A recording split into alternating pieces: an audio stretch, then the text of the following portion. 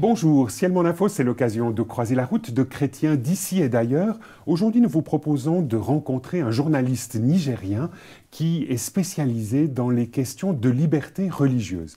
Il y a déjà dit bienvenue sur ce plateau de Ciel Mon Info. Merci. Vous venez de Londres, mais vous êtes originaire du Niger. Du Niger, oui. Depuis combien de temps est-ce que vous vivez à Londres?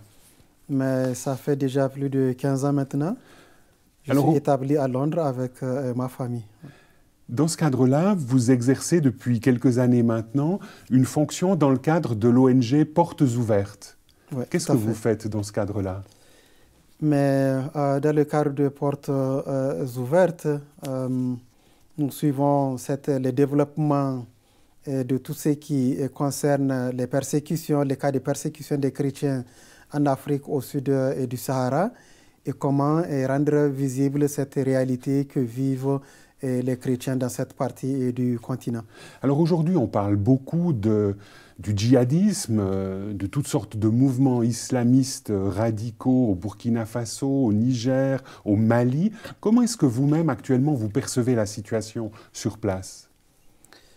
Bon, c'est une situation assez difficile que vivent ces pays qui sont des pays très fragiles, les pays du Sahel, que ce soit le Burkina, le Niger, le Mali, le Tchad ou d'autres pays situés sur cette bande sahélo et saharienne.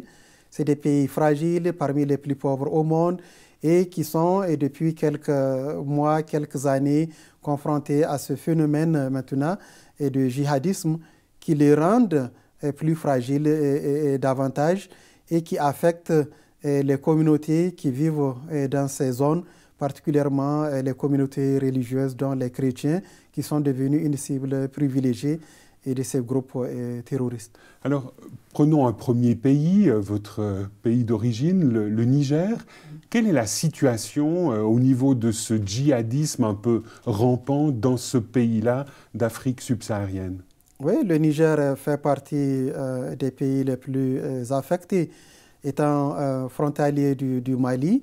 Et les groupes islamistes qui attaquent au Niger sont basés essentiellement au Mali voisin et ils opèrent des raids transfrontaliers en traversant la frontière, en s'attaquant à des positions militaires, mais en s'attaquant aussi souvent à des cibles civiles. Donc le Niger subit de plein fouet ce phénomène terroriste qui affecte le Sahel. Et l'an dernier, en 2019, combien est-ce qu'il y a eu de victimes de cette violence djihadiste? Oui, les victimes dans cette partie de l'Afrique, l'année dernière, a connu un chiffre record. On parle de 4000 victimes sur l'ensemble du Donc sur l'ensemble des pays, Burkina Faso, Mali et Niger. Et c'est les pays qui payent le prix fort et qui subissent de plein fouet ces attaques terroristes. Si on prend un autre pays de cette bande sahélienne, le Burkina Faso, on a été très choqués dans le cadre des médias ici en Europe d'entendre que maintenant on s'attaquait à des églises et que même des chrétiens et des pasteurs étaient mis à mort par ces forces djihadistes. Malheureusement, c'est une réalité, la brutale réalité à laquelle on a tous constaté et on a tous assisté, particulièrement l'année dernière, où des églises, depuis l'année dernière, sont donc devenues une cible d'attaque des groupes terroristes djihadistes. Donc, qui s'attaquent à des chrétiens, qui s'attaquent à des églises. Donc, on dit que 50 chrétiens ont été mis à mort, ont été assassinés. Oui, au bas mot. On n'a pas de statistiques officielles de compilation de chiffres parce que c'est à la fois des églises catholiques qui sont ciblées, c'est à la fois des églises protestantes ou évangéliques, et c'est des communautés souvent qui vivent dans des milieux reculés. Et on n'a pas toujours la possibilité de remonter tous ces chiffres-là. Donc, au bas mot, on peut parler on peut dire qu'il y a une cinquantaine de personnes qui ont été assassinées. Une cinquantaine de personnes, y compris des pasteurs, des prêtres catholiques, et qui sont de nombreuses églises brûlées. On dit aussi que 2000 écoles ont été fermées et que 300 000 enfants n'ont plus d'école, n'ont plus de classe. Ça fait partie de l'impact négatif, donc c'est des conséquences que subissent ces pays, et particulièrement donc le Burkina Faso.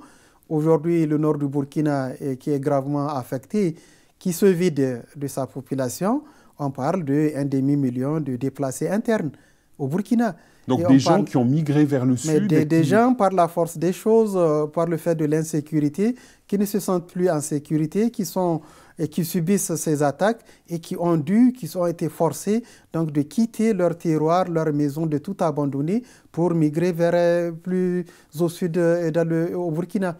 Mais il y a aussi ces écoles fermées, c'est plus de 2000 écoles fermées, plus de 300 000 enfants qui se retrouvent maintenant déscolarisés. C'est inquiétant parce que ça peut créer un effet domino. Que vont devenir? C'est quoi l'avenir de ces enfants sans école, sans scolarisation? Ça va les rendre... imaginer que ça peut devenir une proie facile, justement, d'une idéologie islamiste. Exactement, c'est une nouvelle génération de combattants. Si on prend garde, si on fait attention, si on ne trouve pas un moyen de les recaser, de les reloger, de les rescolariser, il y a urgence aujourd'hui au Burkina, il y a urgence dans le Sahel. Tous les ingrédients d'une catastrophe humanitaire de grande ampleur sont aujourd'hui réunis au Burkina et dans le Sahel. J'ai lu un chiffre qui m'a paru énorme par rapport à 2019, qu'il y avait eu 3500 attaques djihadistes. Si on compte bien, ça fait 10 attaques donc dans cette bande chaque jour par des terroristes. Oui, les attaques maintenant sont devenues quasi quotidiennes. Au Burkina, au Mali, au Niger. Cette semaine, il y a eu des attaques, rien que hier au Mali, une vingtaine de soldats tués, une base de l'armée attaquée, une vingtaine de soldats tués. Et c'est quasiment au quotidien. Et ça s'est vraiment dégradé ces dernières années. Ça s'est dégradé ces derniers mois et particulièrement l'année dernière. L'année 2019 a été particulièrement violente, particulièrement meurtrière, que ce soit du côté des cibles militaires. Et on se souvient de ces attaques de novembre-décembre qui ont affecté le Niger, où en l'espace d'un mois, il y a eu 2 attaques qui ont visé des positions militaires au Niger. Et ce n'est pas moins de 160 soldats qui ont perdu la vie. Ça, c'est des cibles militaires. Et au Mali, c'est quasiment au quotidien. Si ce n'est pas des attaques ciblées directes contre des positions militaires, c'est des véhicules militaires qui sautent sur des mines artisanales et ça fait des morts. Alors vous travaillez vous-même comme journaliste et aussi comme expert en matière de liberté religieuse pour l'ONG Portes Ouvertes. Et votre ONG a publié, comme chaque année, au mois de janvier, un index mondial de persécution.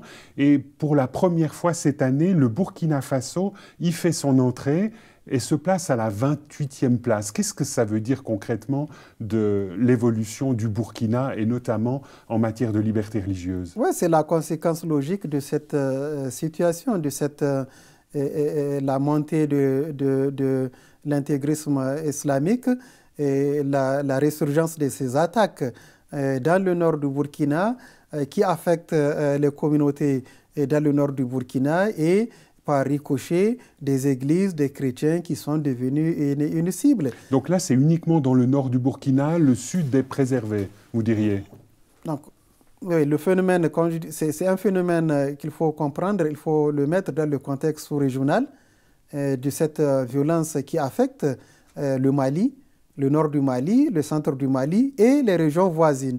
Donc l'ouest du Niger, qui partage les mêmes frontières avec le Mali, mais aussi le nord du Burkina, aussi voisin du Mali. Donc, c'est des groupes qui sont établis au Mali et qui effectuent des raids transfrontaliers au Niger et au Burkina Faso. Et ça fait que le nord du Burkina a été durement affecté, les communautés ont été durement affectées, mais on voit au fil du temps une progression. Ça descend vers le sud. Les attaques maintenant, la dernière attaque en date où 14 chrétiens ont été tués dans une église, ça s'est passé à l'est, à côté de la frontière avec le Niger. Donc il y a une descente de cette violence, de ces attaques du nord vers l'est, du nord vers l'ouest, mais aussi vers le sud. Donc il y a un phénomène qui progresse, qui gagne du terrain, malheureusement, au point où aujourd'hui il y a inquiétude. Il y a inquiétude Pour bien percevoir un peu de quoi il en retourne, l'ONG Portes Ouvertes a mis à notre disposition quelques images. Je vous propose maintenant de visionner ce clip. Des groupes islamiques extrémistes continuent à se répandre en Afrique. Églises détruites, chrétiens assassinés et pression accrue pour se convertir à l'islam en sont les conséquences. Portes Ouvertes établit chaque année l'index mondial de persécution, une liste de 50 pays où les chrétiens sont persécutés le plus durement. Voici les 3 nouveaux pays qui figurent sur l'index mondial de persécution par rapport à l'année précédente. 50e rang, Niger. Les islamistes extrémistes venant du Nigeria et du Mali voisins gagnent en influence au Niger. Au moins 1% des habitants du Niger sont chrétiens. Ils sont souvent étroitement surveillés par ces groupes et doivent s'attendre à être attaqués ou kidnappés dans leurs églises, surtout dans le sud du pays. Les chrétiens y ont parfois renoncé à se rassembler à cause de l'insécurité. De plus, il est difficile et long de faire enregistrer officiellement une église. Ce sont surtout les chrétiens d'origine musulmane qui rencontrent beaucoup de difficultés. Ils sont menacés par leur famille ou mis sous pression pour abandonner leur foi chrétienne.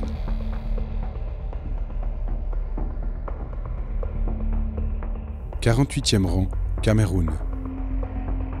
Même si 60% des habitants du Cameroun sont chrétiens, la population des partis à majorité musulmane du pays se radicalise de plus en plus.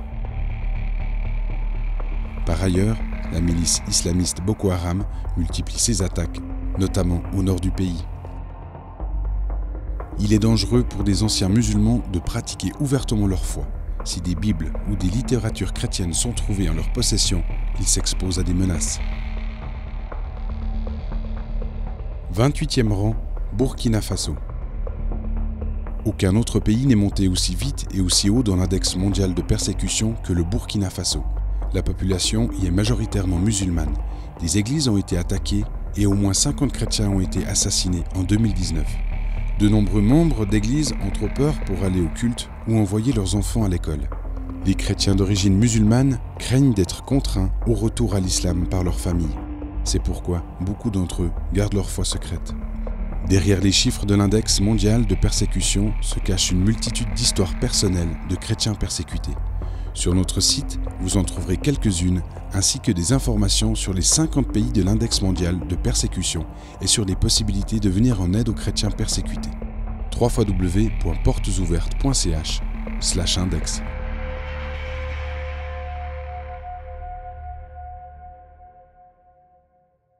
Il y a déjà dit, lorsqu'on voit ce clip, il y a quand même une ou deux questions qui nous viennent à l'esprit. Concrètement, qui sont ces groupes islamistes? Quel est leur visage? Quelle est leur idéologie? Mais il y a une multitude de groupes qui opèrent aujourd'hui dans cette bande sahélo- et saharienne. Certains sont affiliés à Al-Qaïda, d'autres sont affiliés à l'État islamique, d'autres sont des soi-disant Katiba, des groupes qui opèrent d'une manière autonome et qui agissent soit à partir du Mali, et donc en effet en traversant les frontières, si c'est des frontières qui sont poreuses. Et aujourd'hui, on peut distinguer 2 à 3 grands groupes. Le groupe de soutien à l'islam et aux musulmans, qui est une coalition de groupes terroristes, et l'État islamique dans le Grand Sahara. Et leur but, c'est quoi concrètement? C'est d'essayer d'instaurer un État que ces gens-là souhaiteraient appeler le Sahélistan, c'est ça? Je ne sais pas si il faut trouver le mot juste, mais toujours est-il qu'ils ont une chose en commun. Ils ont ceci en commun, qu'ils partagent cette idéologie, ils ont une vision, une interprétation assez radicale de l'islam et qu'ils tentent d'imposer aux autres.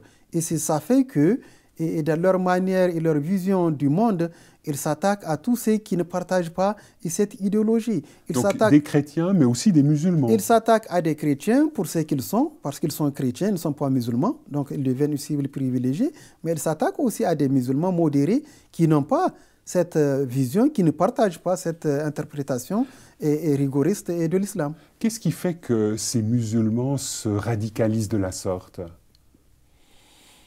Vous avez une explication? Mais l'explication... C'est quoi? C'est la pauvreté? C'est un ensemble de phénomènes. On peut justifier ça par la pauvreté et qui rend certaines personnes fragiles et qui les rend sensibles à un certain discours et qui sont donc sensibles à ce genre de discours et ils finissent par épouser ce genre d'idéologie. C'est un phénomène de pauvreté parce que qui sont ces gens qui se retrouvent? Donc c'est des gens sans perspective, c'est des gens désœuvrés et qui sont à la merci de ces groupes-là, de ces marchands d'illusions et ils finissent par épouser. Donc du moment où ces gens n'ont pas de perspective, du moment où ils n'ont rien à faire dans leur société, dans leur communauté, donc ils trouvent une raison d'être. Finalement, la violence islamiste est leur raison de vivre. Mais parce que ces groupes leur font miroiter des choses, des moyens économiques qu'ils n'ont pas, l'argent, mais aussi ce pouvoir, en possédant ces armes, en possédant une Kalachnikov, ça donne un pouvoir immense qui leur met au-dessus des autres, qui leur donne la capacité d'aller s'attaquer à leur propre communauté, piller et de posséder ce qu'ils ne pouvaient pas en temps normal avoir. Donc ça leur donne ce pouvoir-là, une raison d'être.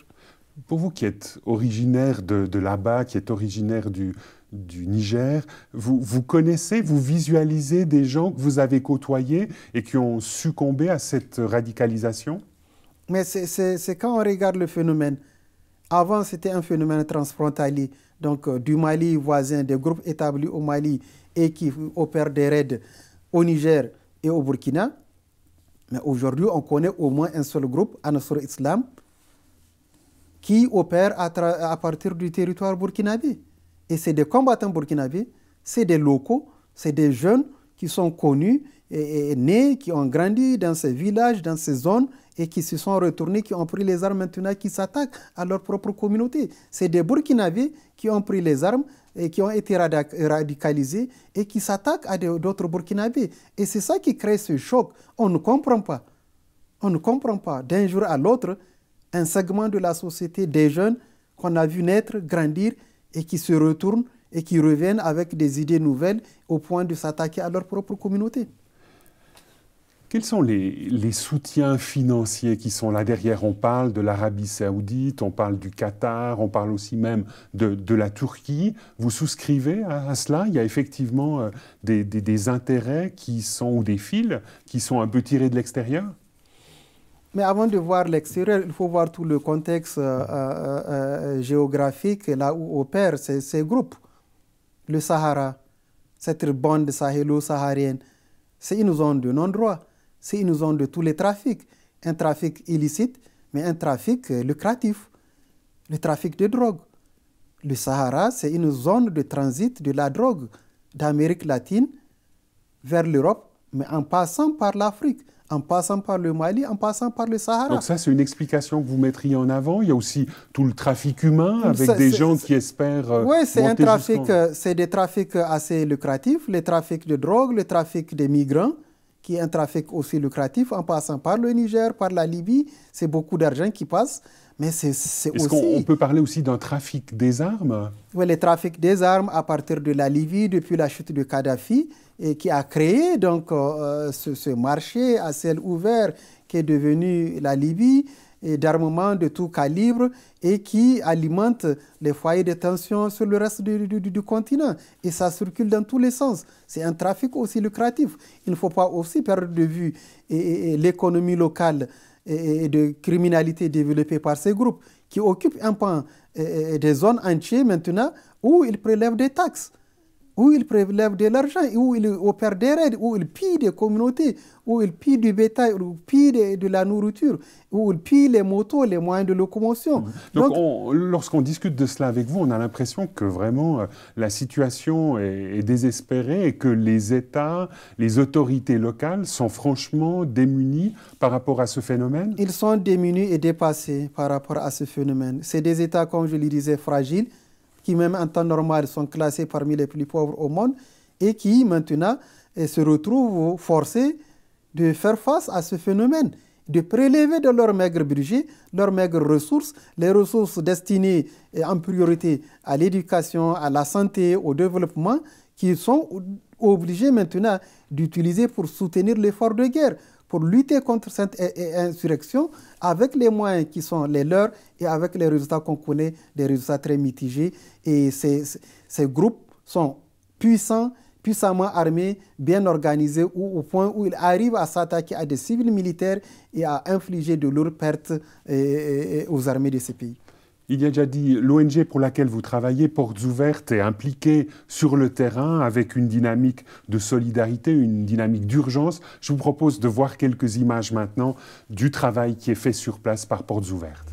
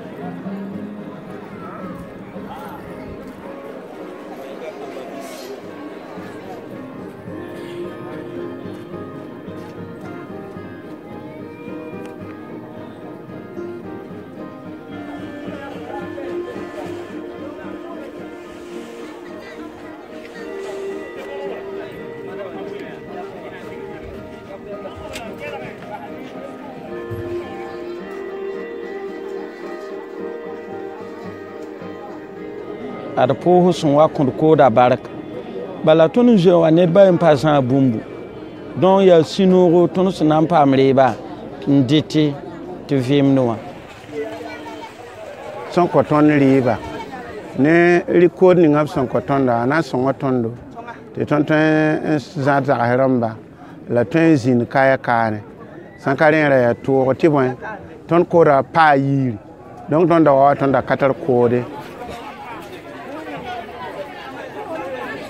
ya wan tur mataba batem sa taba hom pamon gomnen ne ba abiyeta bende to ne ba pu moyemdo tem sa la ton tenga pa gomnen ton la tem sa taba ton humna abiyeta mte ne ba to emse la kursu ti kwese la keta parba ning soto damba lingrin ke de vilaram ba ambe ketumbe arbinda timeni simbe arbinda tin kirimsa e lingrin ke da benen ko ne ba atita run donc ton te lambala ti ton data pouso to pou wenam ton zamane nyinga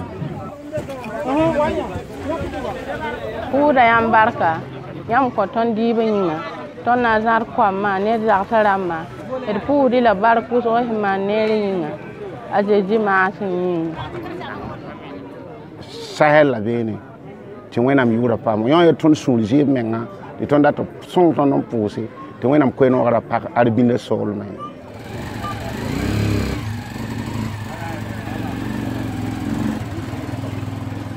Il y a déjà dit, on vient de voir quelques images d'entraide, de Portes Ouvertes qui distribuent des sacs de riz, des sacs de mil. Finalement, quelles sont les solutions aujourd'hui à cette montée de l'islamisme radical dans la bande sahélienne? Il n'y a pas de solution simple, il n'y a pas de solution unique. Il faut une solution, il faut une approche globale et qui prend en compte toute la problématique qui se pose aujourd'hui à cette bande sahélo-saharienne, qui est d'abord un problème de développement, de pauvreté.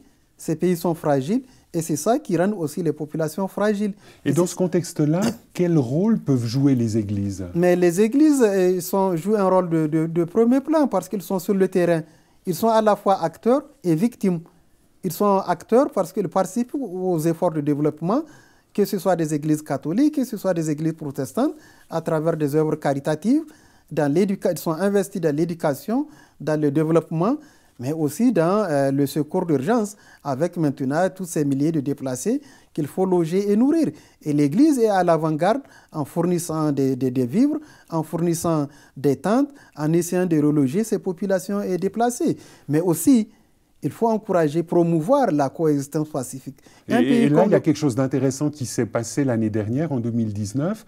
C'est la publication d'une déclaration commune dans laquelle vous étiez impliqué.